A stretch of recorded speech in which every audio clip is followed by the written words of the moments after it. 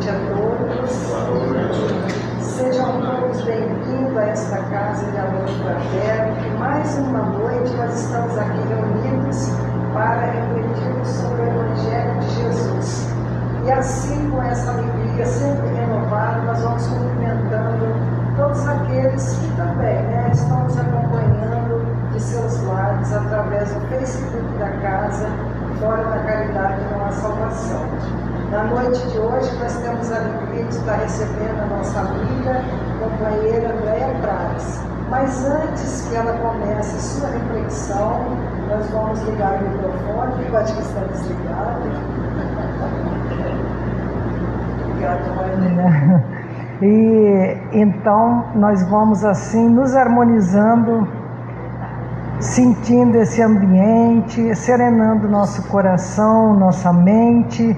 Ficou melhor agora aí, Marcela? lá atrás.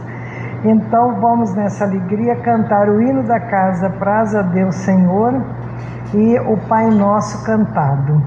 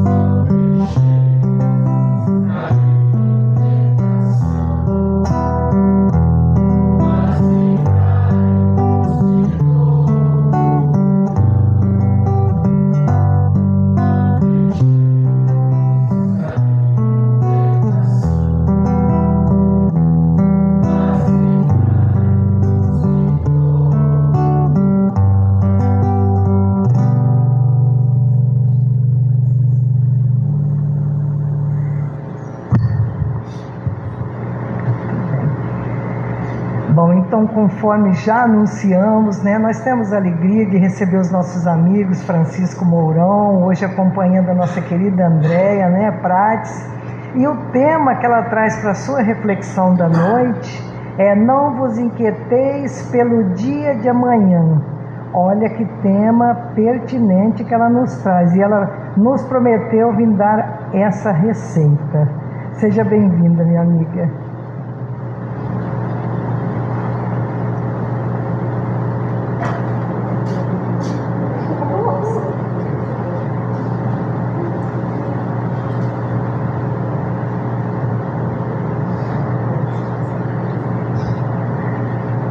Boa noite a todos. Muito obrigada mais uma vez, uma alegria estar aqui. Muito obrigada, Glória querida, pelas palavras. Mas a receita não é minha, né?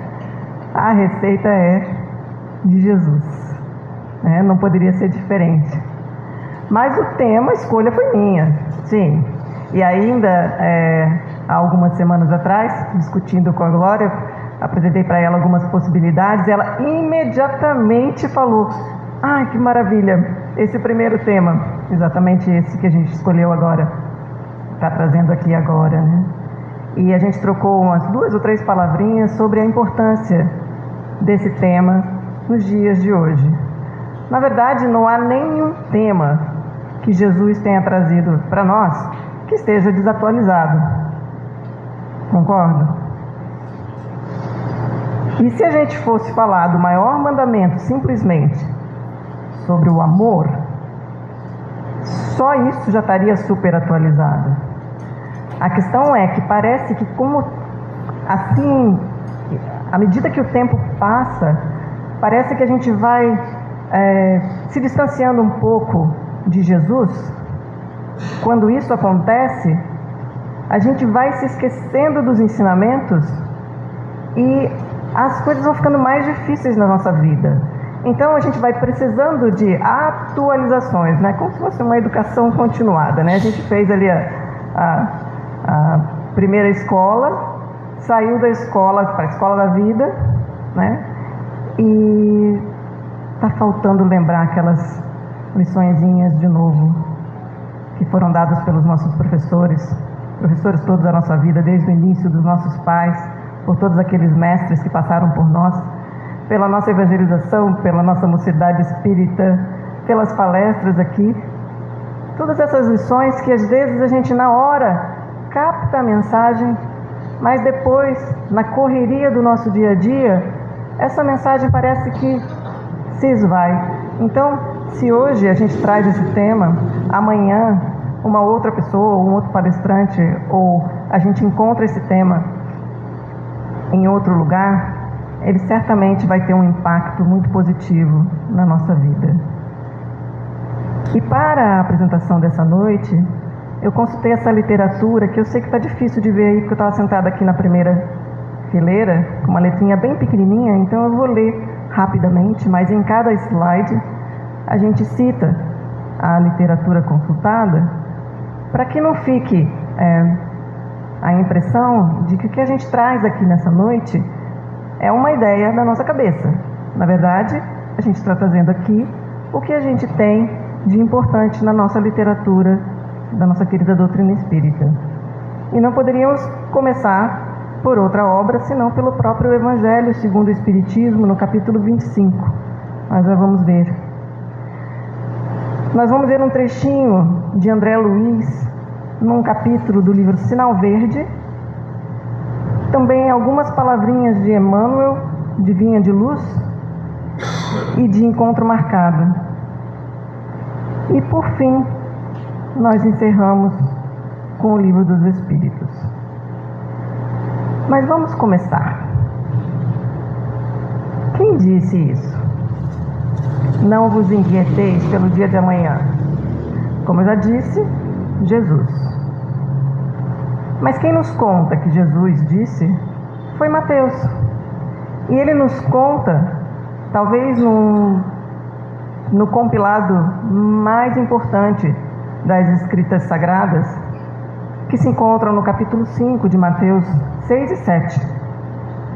aonde nós vamos encontrar o Sermão da Montanha, ou o Sermão do Monte, por completo. E é neste sermão aonde Jesus reúne todas as suas principais orientações para aquele povo que estava muito necessitado de alimento, necessitado de saúde, necessitado de vestimenta. E Jesus chega para eles e dá uma série de orientações. Orientações do que não fazer e orientações do que fazer.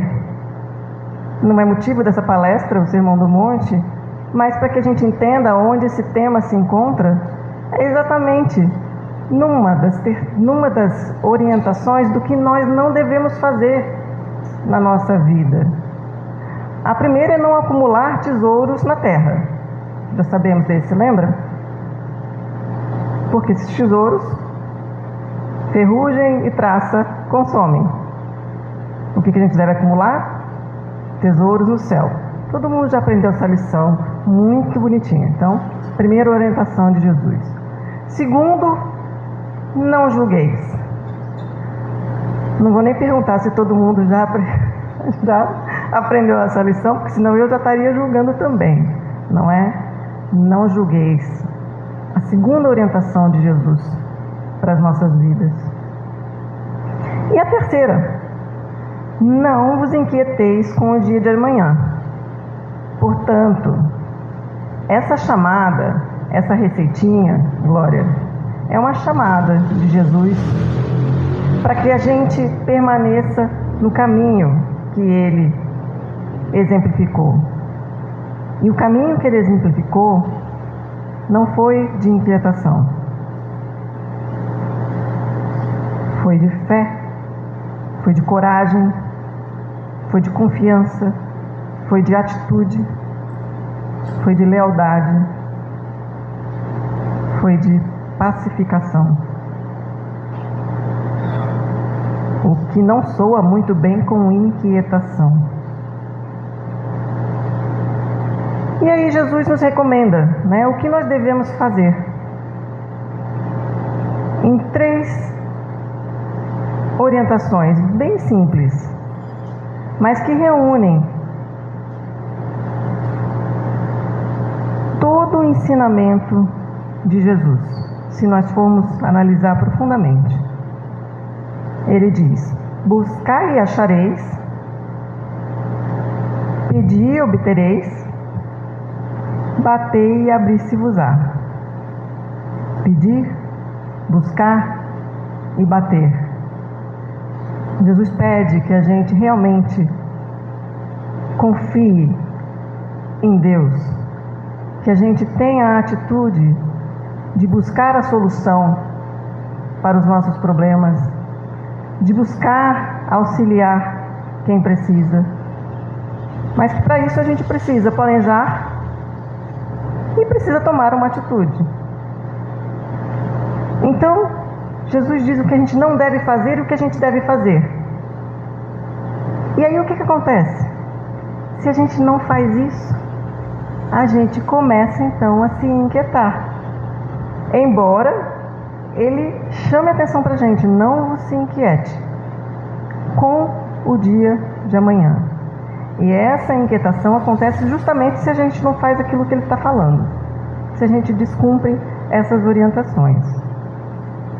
Então a receita está aqui, da gente ler esse capítulo 5 a 7, Sermão da Montanha. Uma vez por semana, que tal, Glória? Uma vez por semana? Uma vez por mês já estava bom demais. E não só ler, mas realmente interiorizar esses ensinamentos.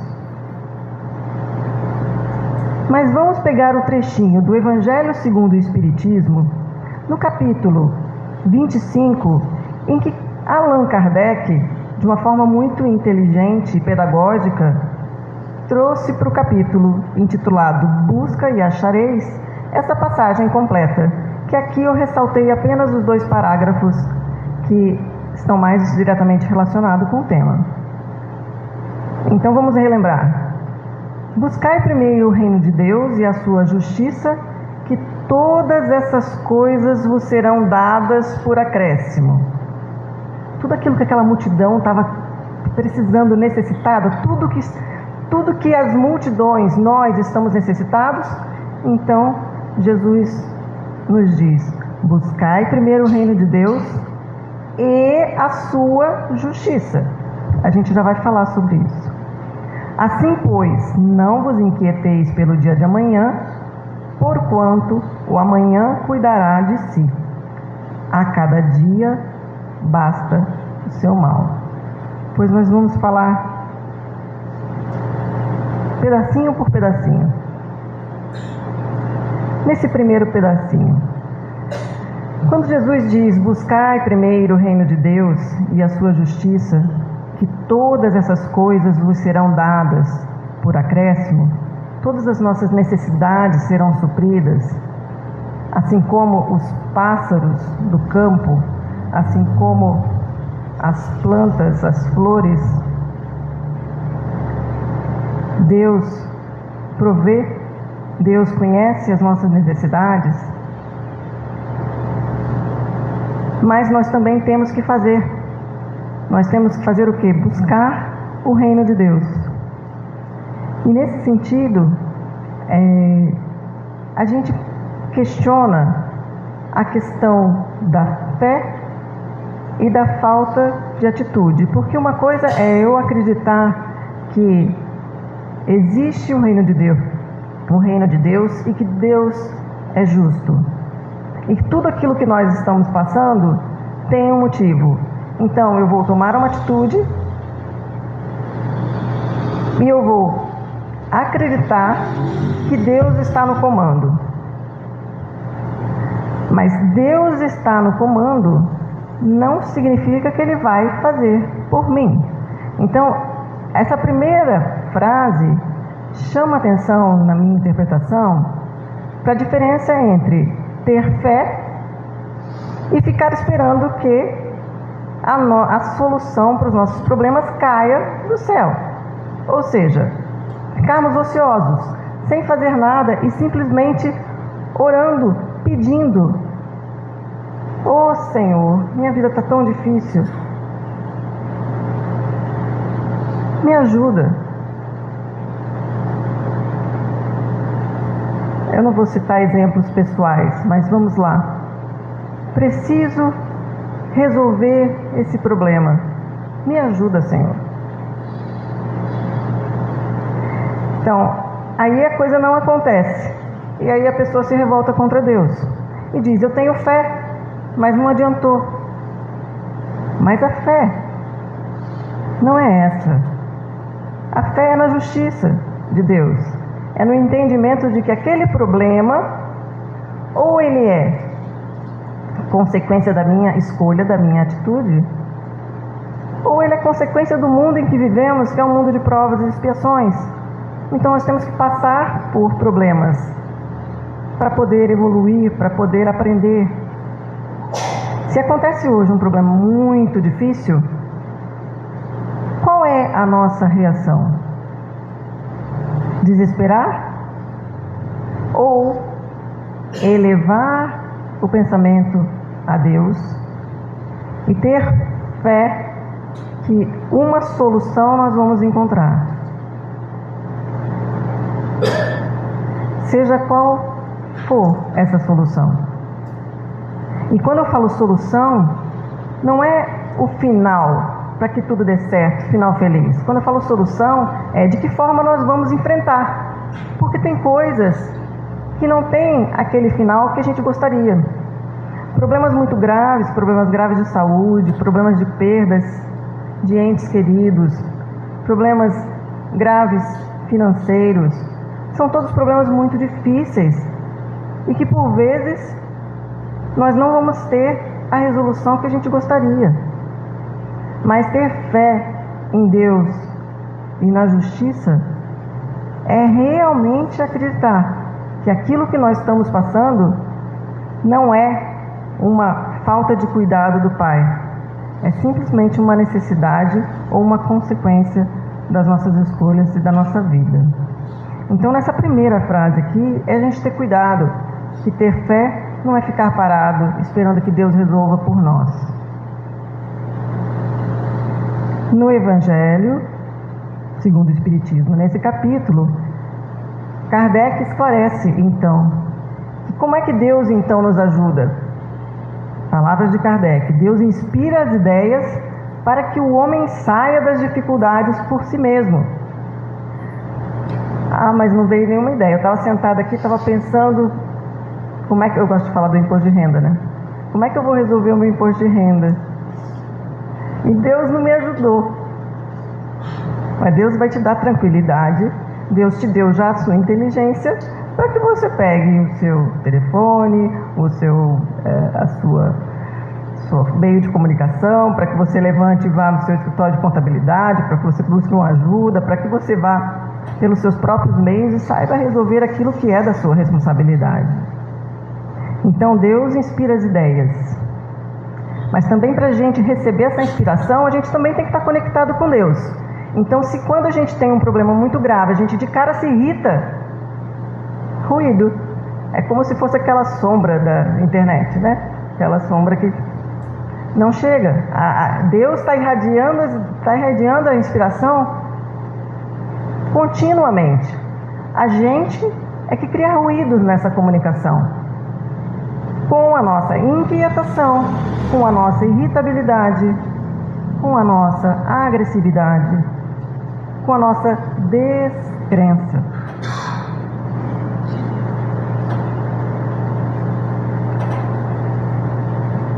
Deus também é justo e sabe das nossas necessidades. Mas Deus não vem aqui e me dá o meu prato de comida. Deus oferece a inteligência, de novo, a nossa organização física para que a gente possa procurar o trabalho. E com esse trabalho eu consiga conquistar aquilo que é a necessidade. Esse é o salto que a gente deu dos animais não humanos para nós. Nós já podemos fabricar o nosso alimento, porque isso é desenvolver a nossa inteligência, para que a gente possa produzir para os outros, cuidar dos outros, se nós somos uma escala acima na evolução. Mas então, por que é que falta para a gente, às vezes, coisas materiais? Aí Kardec explica. Deus conhece nossas necessidades e disso a gente não tem como duvidar. E as atende conforme for preciso. Mas, aí vem, o homem insaciável nos seus desejos nem sempre se contenta com o que tem. O necessário não lhe é suficiente. Então cabe a nós fazer a reflexão daquilo que é realmente necessário. Será que nós não estamos querendo demais e tudo isso está trazendo inquietação para nós? Porque aí fica difícil. Deus, Ele deu realmente a condição para suprir o necessário. O supérfluo é sair do caminho divino e certamente vai gerar inquietação. Assim, pois, não vos inquieteis pelo dia de amanhã, porquanto o amanhã cuidará de si, e a cada dia basta o seu mal. Eu ressaltei 3 palavras e destaquei essa última frase. Então vamos lá, inquietar. A gente veio falar de inquietação pelo dia de amanhã, mas vamos relembrar o que é inquietação. Do dicionário, inquietação é um estado de agitação e de preocupação, um desassossego. Começa a incomodar, que impede o repouso, a paz, a tranquilidade. Sinônimo, nervosismo. Bom, André Luiz, lá atrás, pela psicografia de Chico Xavier, nesse livro Sinal Verde, tem uma lição número 25 que se intitula Preocupações. Preocupações. E veja o que ele diz: não se aflija por antecipação, porquanto é possível que a vida resolva o seu problema ainda hoje sem qualquer esforço de sua parte. Então, André Luiz ele já para aqui, ele não chega nem no amanhã, ele está falando, não se aflija por antecipação num momento. Estávamos conversando sobre isso, né, Glória? Quantas são as situações? Hoje, se eu for contar no meu dia, quantas foram as situações em que eu poderia ter me desorganizado internamente, me afligido? E aí a gente dá um tempinho e quando você vê, alguém já resolveu, alguém já fez por você. Aquilo era a famosa fake news. Imagina quanta inquietação por notícias nas mídias sociais hoje. Eu não saberia precisar. Mas certamente tem mais notícia que não tem motivo nenhum. Não tem mais notícia que não tem importância nenhuma e que repercute de forma tão ruim para nós e que, passado um certo tempo, as pessoas esquecem. E quando a gente vai ver, quanta inquietação, quanto problema isso gerou. E André Luiz diz, não faça isso. E André Luiz, lembrem, foi médico na sua última encarnação. Então, o primeiro motivo da gente não se afligir por antecipação é porque as coisas podem não ser daquele jeito. Recentemente a gente passou por um problema de saúde familiar bastante grave, que estamos enfrentando inclusive, e que dentro desse problema tiveram várias intercorrências. E se a gente fosse também se inquietar por isso, aí não seria mais um só a ser tratado, mas 2, 3, 4, 5. E aí que suporte que a gente dá para aquela pessoa que está precisando naquele momento? Que suporte a gente dá para nós? Para poder deixar essa poeira sentar? Porque perdas muito importantes, como de novo doenças graves ou perdas de entes queridos, elas geram luto. Luto é fisiológico, é um estado de inquietação mais fisiológica, permitida por Deus, e que a gente precisa administrar só, e deixar que vai passar, vai passar. Aí a gente pede ajuda dos amigos espirituais, e aí nesse sentido eles vêm com seus fluidos reparadores e nos acalmam. E aí sim nós tomamos atitudes mais equilibradas, e não pioramos aquilo que veio para a gente passar. Ele continua, André Luiz, dizendo assim: não é a preocupação que aniquila a pessoa, e sim a preocupação da preocupação. Então já naquela época, nos anos de 1940, André Luiz falava da ansiedade. Porque o que é a preocupação da preocupação? Podemos substituir preocupação, nesse caso, por medo. É o medo do medo. Então, o medo também é fisiológico, também é natural. Medo é para preservar a vida. O medo é uma resposta a uma ameaça real, ou que a gente percebe. Ao passo que a ansiedade é a expectativa de uma futura ameaça. Então, vamos de novo naquele exemplo de a gente recebe uma notícia muito ruim, que a gente não estava esperando, e a gente já tem aquele medo. Meu Deus, como será? Ninguém sabe como será.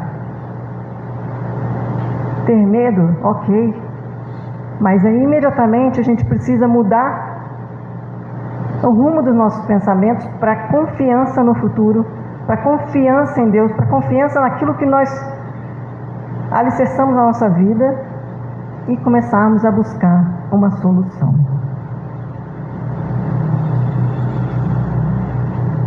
Então agora vamos sair de André Luiz, do Evangelho, de Jesus, e vamos aqui para a realidade nossa, porque faz 2000 anos que Jesus está falando para a gente, e a gente, pelo visto, não seguiu. Porque segundo a Organização Mundial de Saúde e o Ministério da Saúde, confirmei pela manhã com uma profissional da saúde, que os dados não são muito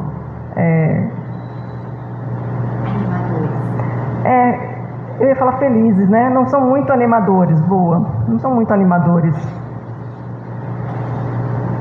Que 1 em cada 8 pessoas no nosso mundo vive com um transtorno mental. E os mais comuns, os de ansiedade e depressão.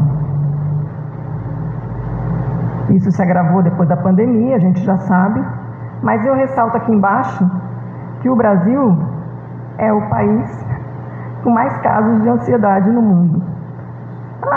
Então tá tudo bem, então eu tô assim, ansiosa, mas tá todo mundo, viu? Tá todo mundo. Então a gente não ouve isso. Não tô bem assim, não, mas tá todo mundo, porque é o mundo como tá. E aqui eu faço uma breve homenagem a Divaldo Pereira Franco, que desencarnou. E ele dizia: o mundo está em convulsão. Aprenda a buscar a sua paz. Nós estamos no mundo em convulsão. Nós não podemos convulsionar mais e fazer esse mundo ficar epilético. Mas esses são os dados. E é por isso que a gente deve seguir o caminho de Jesus, porque senão a gente vai caminhando cada vez mais para esse desgaste mental e espiritual na nossa encarnação. Agora vamos voltar aqui e vamos falar de Emmanuel, que traz num dos seus livros, Encontro Marcado, no capítulo 42, Aflição Vazia, um subtítulo sobre o problema da ansiedade. Essa lição é bastante longa. Eu trouxe aqui apenas alguns parágrafos, porque Emmanuel, ele nos chama na consciência de uma forma muito mais tocante, porque nós não estamos atendendo aquela orientação, aquela advertência de Jesus, já na época que ele veio. Então ele diz assim: ante as dificuldades do cotidiano, exerçamos a paciência, não apenas em auxílio aos outros, mas igualmente a favor de nós mesmos. Então, exercer a paciência, nós podemos dizer, não nos inquietarmos diante de um problema, porque a primeira coisa que a gente vai perder por vezes num problema muito grave vai ser a paciência. Principalmente quando esse problema nos atinge o orgulho e o egoísmo, né? Quando é um susto, atinge o nosso medo, a nossa falta de fé. Mas quando atinge o nosso orgulho e egoísmo, a gente já fica com a paciência abalada, não é isso? E Emmanuel pede para que a gente exerça a paciência não só para os outros, mas principalmente conosco. Desejamos referir-nos, sobretudo, ao sofrimento inútil da tensão mental que nos inclina à enfermidade e nos aniquila valiosas oportunidades de serviço. Ele chama atenção para que a gente tenha paciência, para que a gente não se descontrole, porque isso é um sofrimento inútil. A gente já tem o sofrimento, a gente não precisa ter mais um. E isso, além de nos causar uma enfermidade, aniquila a nossa valiosa oportunidade de servir. Nós estamos aqui para servirmos ao Senhor, para sermos servidos por Ele. No passado e no presente, Emmanuel diz, instrutores do espírito e médicos do corpo combatem a ansiedade como sendo um dos piores corrosivos da alma. Emmanuel não fala do corpo, fala da alma. Então isso é uma coisa que a gente leva. E não é esse tesouro que a gente quer levar. Na verdade, isso não é um tesouro. Isso é uma ferrugem, isso é uma corrosão, isso é uma destruição do nosso espírito. Isso certamente a gente leva para outras vidas. E é por isso que a gente vê hoje crianças, jovens, adolescentes reencarnando em situações em que a medicina identifica como transtornos. Ah, mas então não temos que fazer. Temos sim, claro que temos. Temos a medicina, temos o conhecimento espiritual, temos a medicina espiritual, temos a medicina da terra e temos que enfrentar aquela situação, porque nós temos que sair. Nós somos fadados à lei do progresso, ninguém vai ficar estagnado. Então nós precisamos buscar a nossa solução. Emmanuel diz que a gente precisa colaborar com eles a benefício próprio, imunizando-nos contra essa nuvem da imaginação que nos atormenta sem proveito, ameaçando-nos a organização emotiva. Emmanuel brinca com as palavras, de novo, para dizer, olha, os médicos, tanto daqui quanto daí, então a gente vem na casa espírita, a gente pede um passe, a gente vai ali, ouve de um guia espiritual, de um mentor, tem uma comunicação específica direcionada para nós, a gente tem aquele alívio imediato que depois a gente esquece. Porque nunca, jamais, num atendimento fraterno, numa casa espírita, num diálogo fraterno, a gente vai receber uma orientação diferente da que Jesus passou. Diferente daquela da gente ter fé, paciência, coragem. Dificilmente. Mas a gente esquece. A gente vai no médico, o médico faz o seu diagnóstico, institui o seu tratamento e quantas vezes a gente, mas eu não quero tomar esse remédio, mas eu não quero, eu não estou me sentindo bem agora, eu não quero aceitar essa situação. Afinal de contas, eu sou imperfeito, não é? Então, Emmanuel diz, mas como é que nós vamos resolver?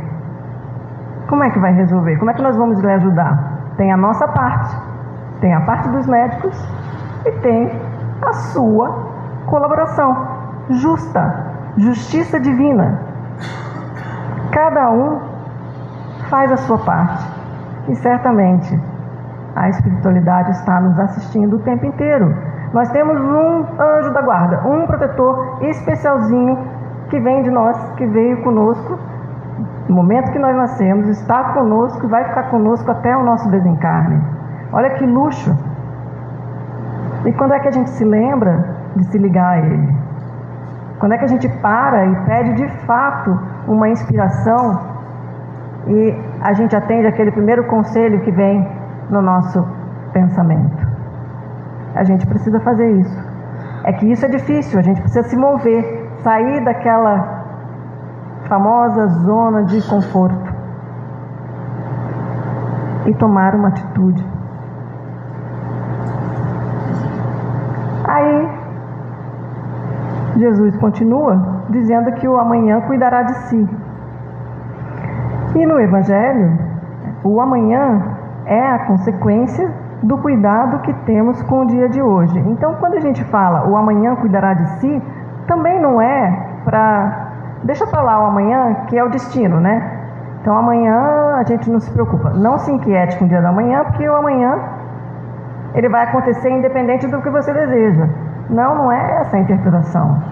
A interpretação é que o amanhã cuidará de si, porque aquilo que a gente faz hoje, aquilo que a gente planta, a gente vai colher.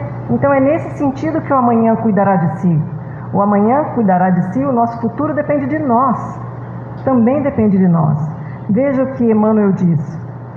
O homem não pode nutrir a pretensão de retificar o mundo ou os seus semelhantes de um dia para o outro, atormentando-se em aflições descabidas, mas deve ter cuidado de si, melhorando-se, educando-se e iluminando-se sempre mais. Então ninguém vai resolver os problemas do mundo, ninguém vai se desequilibrar, se reequilibrar de um dia para o outro, mas nós temos que cuidar. Temos que cuidar de cada um, fazer aquilo que é a nossa responsabilidade, a nossa administração, a administração da nossa vida.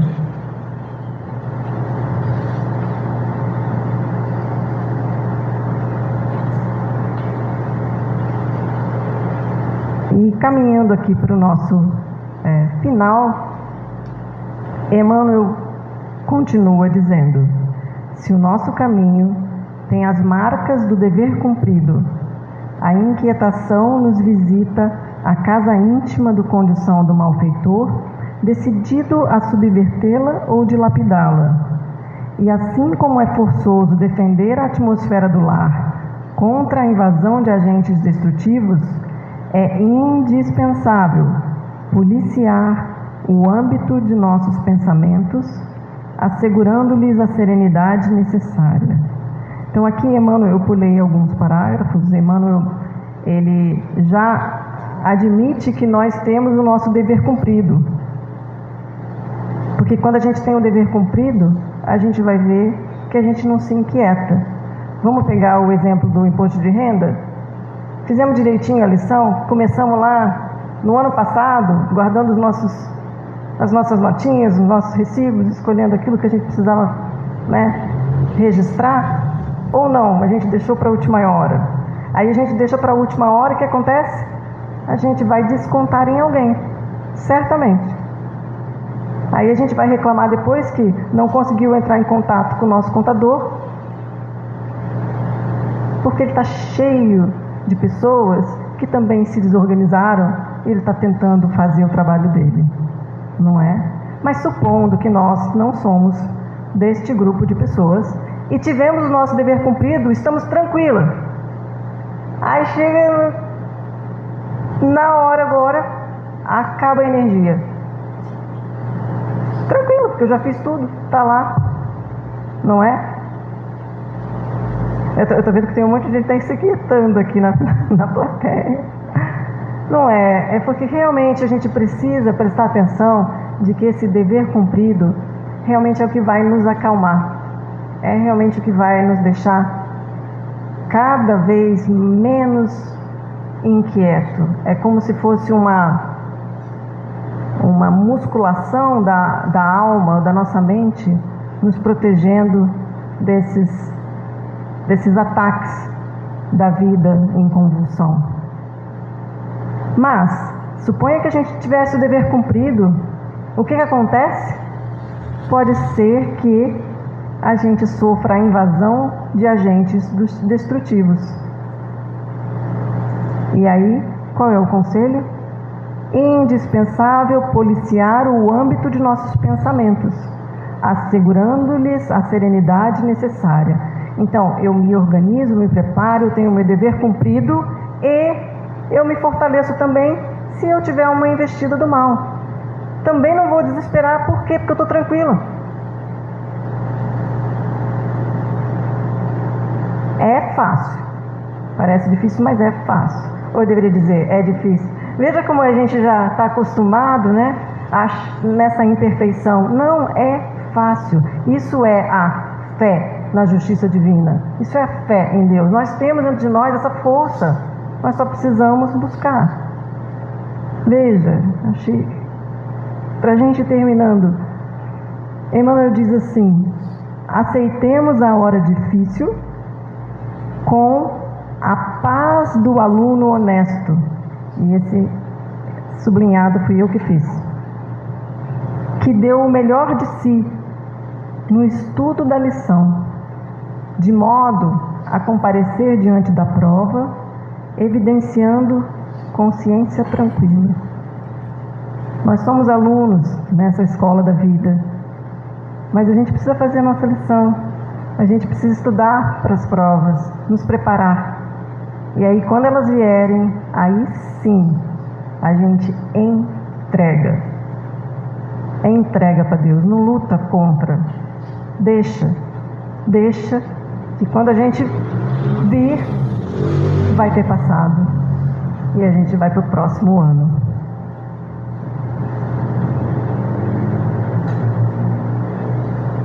E aí está a receita final, Glorinha. No Livro dos Espíritos, na quarta parte, onde Kardec fala sobre as esperanças e consolações, no capítulo 1 das penas e gozos terrestres, sobre a felicidade e infelicidade relativas, a questão 922. Confiram lá quando chegarem em casa. Kardec pergunta assim: a felicidade terrestre é relativa à posição de cada um. É verdade, né? Cada um tem a sua felicidade. O que basta para a felicidade de um constitui, às vezes, a desgraça de outro. Haverá, contudo, alguma soma de felicidade comum a todos os homens? Ou seja, tem uma receita que serve para todo mundo, que vai tirar a nossa inquietação e nos trazer essa felicidade, essa paz tão almejadas? Resposta simples da espiritualidade. Com relação à vida material, é a posse do necessário.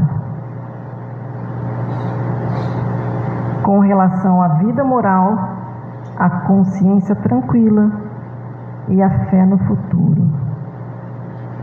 Então a gente tem um psicólogo que eu gosto bastante, Adenauer Novas, que dizia assim: deixe para amanhã o que você puder fazer amanhã. Eu falava, não deixe para amanhã o que a gente pode fazer hoje. Não, é exatamente isso. Não se inquiete pelo aquilo que você não precisa se inquietar pelo amanhã. Deixe para amanhã, mas o que você pode fazer amanhã. Porque o que você não pode, faça agora. Porque senão isso vai te inquietar muito, não é?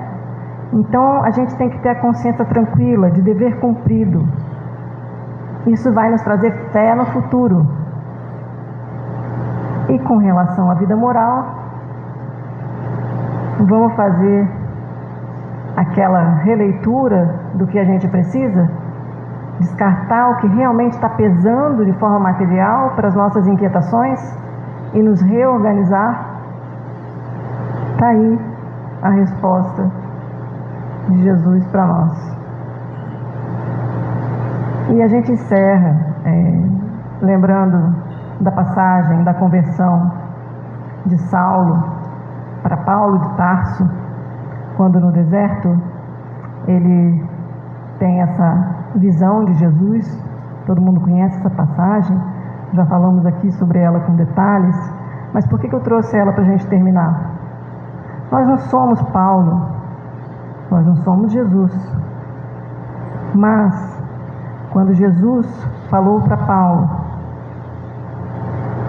levanta-te, Saulo, entra na cidade e lá lhe será dito o que te convém fazer. Paulo estava com medo. Ele relata lá que Paulo esteve, ele estava com medo, ele estava surpreso. O que é aquilo? Ele deixou, perdeu uma vida, mas a fé no futuro lhe guiou. Então nós não somos Paulo, mas nós temos as nossas missões, nós temos os nossos problemas, nós temos que resolver aquilo que é de nossa responsabilidade. Que a gente possa se lembrar dessa imagem, que Jesus está nos chamando, embora nós não sejamos Paulo. Hoje a gente não precisa estar no deserto resolvendo e sair por aí, deserto afora, pregando a boa nova. Hoje o que Jesus está pedindo para nós é: levanta e resolve e cuida de você.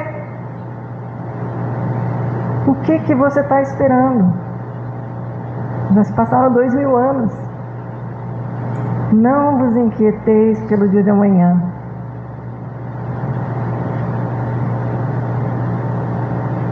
Já basta o dia de hoje. Quando ele diz que já basta o mal de hoje, é que já bastam os problemas para nós resolvermos. Então que nós não nos inquietemos pelo dia de amanhã, que a gente possa realmente fazer uma leitura daquilo que a gente precisa fazer, levantar e pôr as mãos para trabalhar.